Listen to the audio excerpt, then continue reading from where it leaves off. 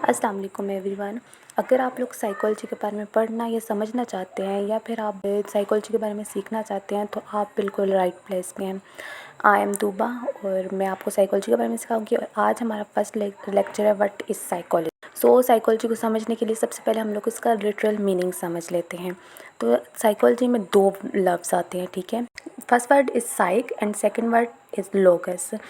साइक का मतलब है सोइल और माइंड एंड द लोकस का मतलब है नॉलेज या स्टडी। सो साइकोलॉजी का मतलब है द स्टडी ऑफ सोइल और माइंड, ठीक है।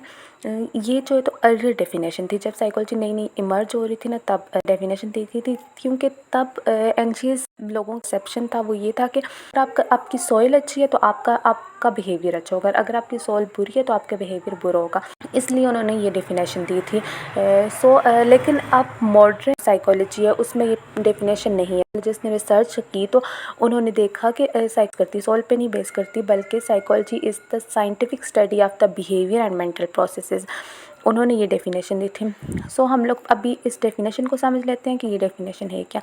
इसमें 3 बेसिक वर्ड्स हैं, ठीक है। एक साइंटिफिक स्टडी, एक बिहेवियर और मेंटल प्रोसेसेस।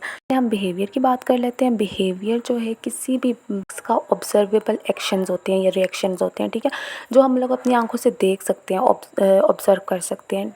जैसे कि वॉकिंग, टॉकिंग, क्राइंग, ये सारे जो है तो हम लोग जो है तो ऑब्जर्व कर सकते हैं, अपने आंखों में मेजर कर सकते हैं, रिकॉर्ड कर सकते हैं। ये हमारा क्या होगा, बिहेवियर होगा।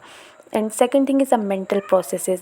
मेंटल प्रोसेसेस हमारे पास कोवर्ट होते हैं, जो कि हमें नज़र नहीं आ रहे होते, दिमाग के अंदर चल रहे होते हैं, वो वाले प्रोसेस होते हैं। जैसे कि थिंकिंग हो गया, रिमेंबरिंग हो गया, लर्निंग हो गया, प्रॉब्लम सॉल्विंग हो गया, इमेजिनेशन हो गया।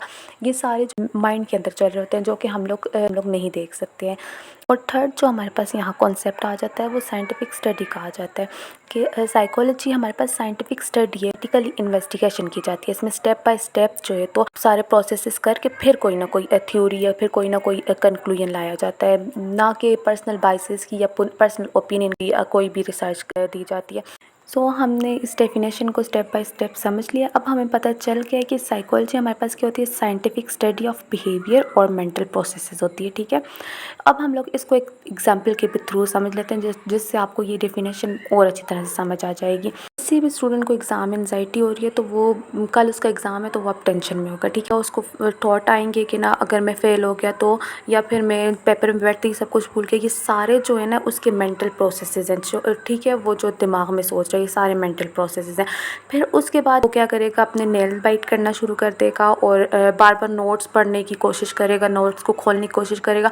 ये सारे क्या हैं, उसके बिहेवियर हैं। वो बिहेवियर शो कर रहे हैं, नेल बाइटिंग और बार बार नोट्स वगैरह खोलने। कॉलेजेस देखना चाहते हैं कि स्टूडेंट्स एग्ज़ाम्स के दौरान एंशियस क्यों होते हैं और इस एंशियसनेस का उनकी पर क्या इफेक्ट पड़ता है, ये देखना चाहते हैं। इस पे जो है तो वो प्रॉपर साइकोलॉजिस्ट प्रॉपर डेटा लेंगे, प्रॉपर जो है तो एनालिसिस करेंगे, प्रॉपर देखेंगे उनके इफेक्ट वगैरह, साइंटिफिकली देखेंगे।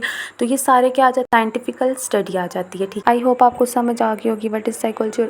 किसी का भी कोई क्वेश्चन भी है, फील फ्री टू आस्क।